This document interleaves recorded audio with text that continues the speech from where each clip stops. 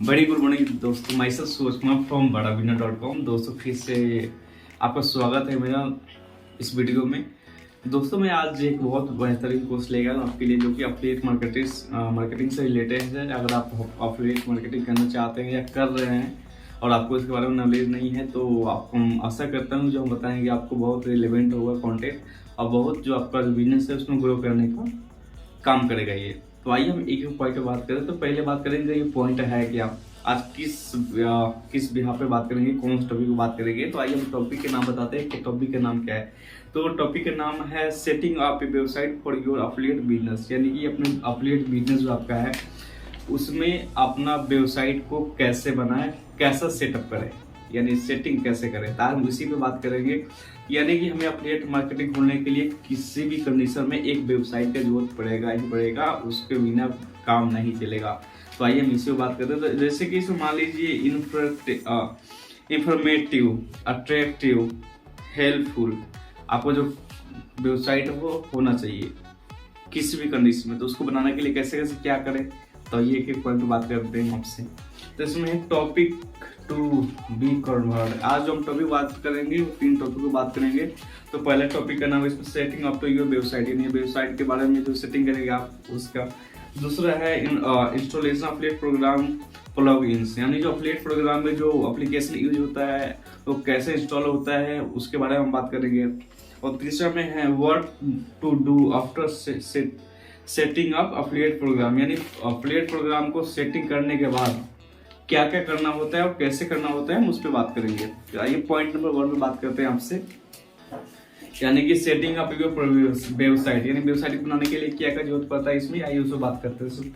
तो इसमें पहले में लिखा हुआ है चूजिंग ए डोमेन नेम, यानी कि आपको एक जैसे वेबसाइट बनाएंगे मतलब एक डोमेन नेम चूज करना होगा जो कि बहुत सिंपल हो, सटीक हो, ताकि सभी लोग को याद हो जाए। जैसे मान लीजिए गूगल ने अपना जो वेबसाइट बनाया था तब तो उन्होंने एक डोमेन नेम सेट किया था, यानी कि गूगल।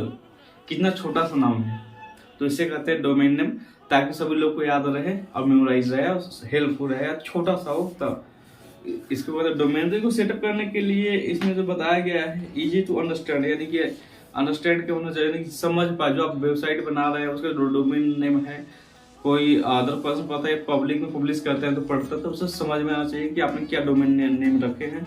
दूसरा में इसमें है गिव बिजनेस आइडिया, यानी वो जो ऐसा डोमेन नेम हो जो आपको बिजनेस का आइडिया देते रहे।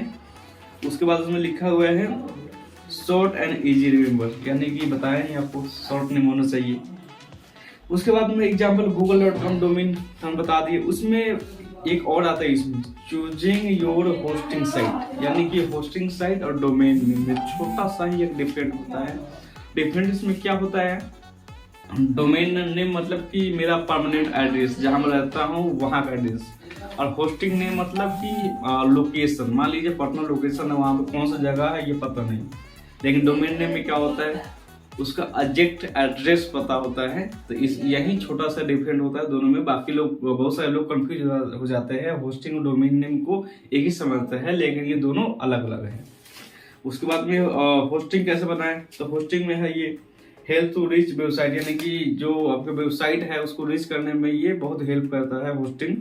उसके बाद में है पेमेंट फॉर यूज, यानी कि इसको यूज करने के लिए आपको थोड़ा बहुत पैसा देकर उससे परचेज करना होता है, यानी कि होस्टिंग को। उसके वजह से मान लीजिए इसमें दिया हुआ है जो एप्लीकेशन जिससे परचेज करेंगे उस एप्लीकेशन का नाम भी दिया हुआ है blue host, होस्टिंगल, host greater, Go Daddy, ये सब एप्लीकेशन का नाम है। इसको आप यूज करके अपने होस्टिंग को बना सकते हैं इसमें। उसके बाद में है design the website for your business, हमने बिजनेस में वेबसाइट जो वेबसाइट है अपना का उसमें डिजाइन कैसे बनाए, कौन कौन सा डिजाइन बनाएंगे जो लोग अट्रैक्टिव होगा और देखने के लिए हमारे वेबसाइट पे आएगा। तो पहले इसमें दिया हुआ है बिजनेस, आपको कौन सा बिजनेस है, कैसा बिजनेस है, क्या करता है, क्यों करता है, उसके बारे में इसमें इंफॉर्मेशन होना चाहिए। दूसरा में सर्विसेज, यानी कौन सा सर्विस देते हैं उसके बारे में बताना है आपको।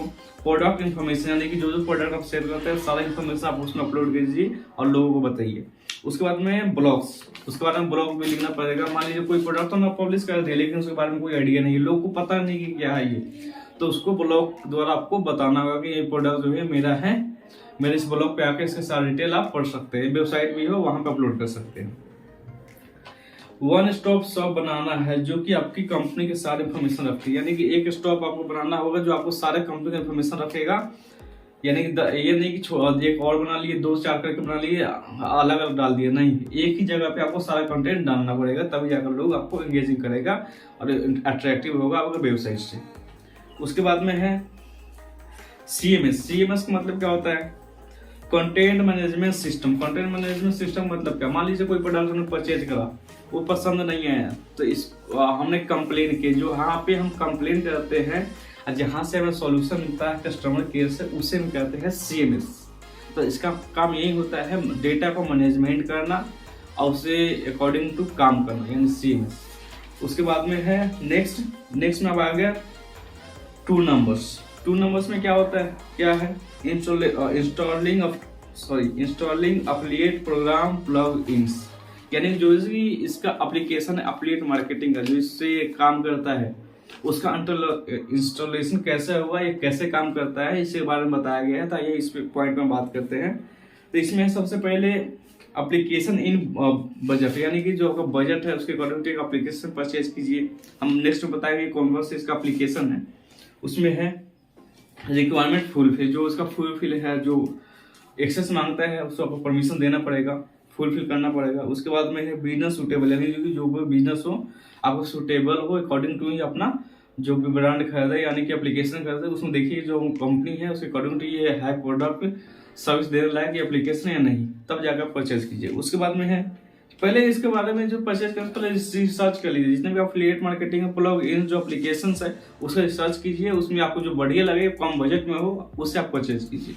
उसके बाद नेक्स्ट में क्या है वर्ड, जैसे इसमें एप्लीकेशन का नाम बताया गया है, तो इसमें एप्लीकेशन के नाम है इजी एफिलिएट, फर्स्ट में है। दूसरा में है वर्डप्रेस, तीसरा में एफिलिएट WP, ट्रस्टी एप्लीकेशन, यानी कि एफिलिएट मार्केटिंग में ये सब है, और भी बहुत सारे मार्केट में आपको मिल जाएंगे, लेकिन इसमें ये एप्लीकेशन है, इससे आप जाके आप परचेज करके अपना एफिलिएट मार्केटिंग इसमें क्रिएट कर सकते हैं, इंस्टॉल कर सकते हैं और अपना प्रोडक्ट इसमें ऐड कर सकते हैं।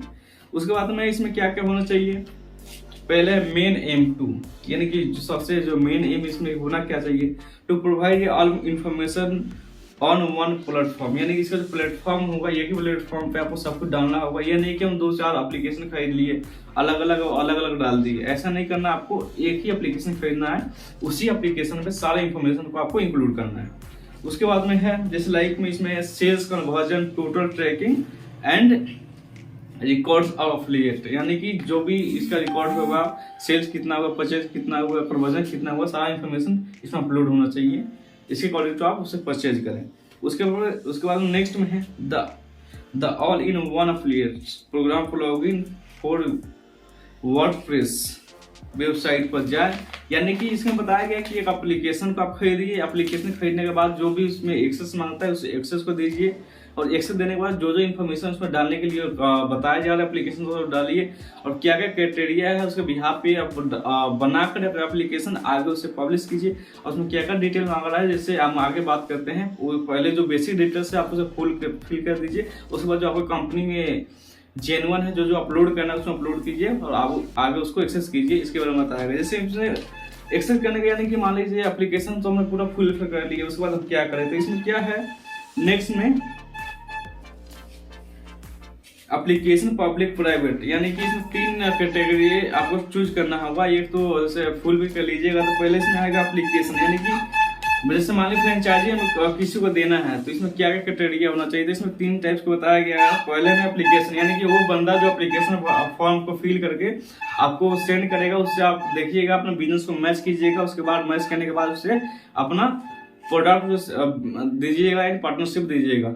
और दूसरे में है इसमें पब्लिक, यानी कि वेबसाइट पर अपने इंफॉर्मेशन सबको पहुंचा दिया कि हमारे जो पार्टनर बनना चाहते हो बन सकते हैं, तो वहां से भी हो सकता है। तीसरे में प्राइवेट, यानी कि हम वो लोग को देना चाहते हैं जो लोग को हम जानते हैं, जो हमारे बिजनेस से रिलेटेड है उसी को देना चाहते हैं, और अभी किसी को नहीं देना चाहते हैं। तीसरा इसमें ये है।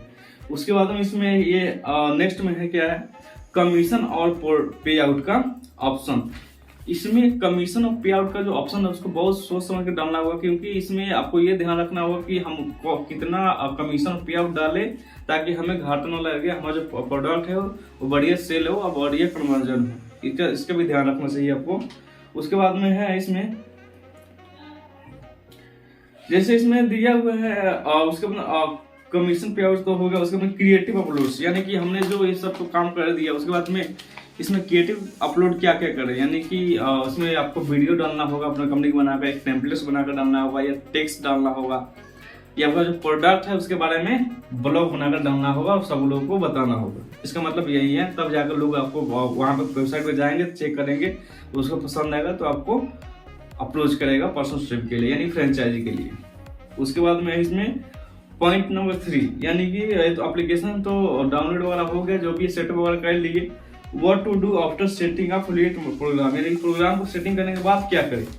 तो नेक्स्ट में है यानी नीच specific engaging content on website, यानी कि जो आपका नीच है वेबसाइट मतलब प्रोडक्ट है, क्या क्या प्रोडक्ट है, उससे अकॉर्डिंग टू आप अपना एंगेजिंग प्रोडक्ट डालें, ताकि लोग उससे देखें तो उसको बढ़िया लगे, तब जाकर वो आपको प्लेटफॉर्म पे आएगा। दूसरा में publish to the point and information content, यानी कि ऐसा कंटेंट डाले जो इन्फॉर्मेशन के अकॉर्डिंग टू नया नया कंटेंट डालते रहे, क्या क्या आपकी कंपनी में नया नया अपडेट आ रहा है उसके बारे में डिटेल में डाले और सब लोगों को बताएं। इससे क्या होगा कि आपका एंगेजिंग उसमें बना रहेगा।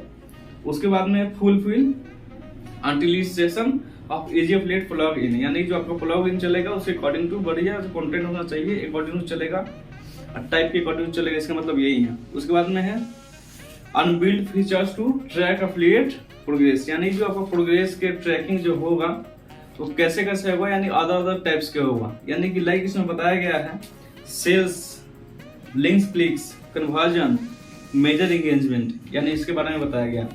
तो आज के वीडियो में इतना ही दोस्तों, आशा करता हूँ जो वीडियो हमने बताया आपको पसंद आया होगा। अब फिर मिलेंगे आपसे नेक्स्ट वीडियो में, बाकी इस वीडियो के लिए दीजिए इजाजत। बाकी इसको लाइक शेयर और कमेंट के अकॉर्डिंग तुम शेयर जरूर कीजिए, फॉलो जरूर कीजिएगा। बाकी आज के लिए धन्यवाद।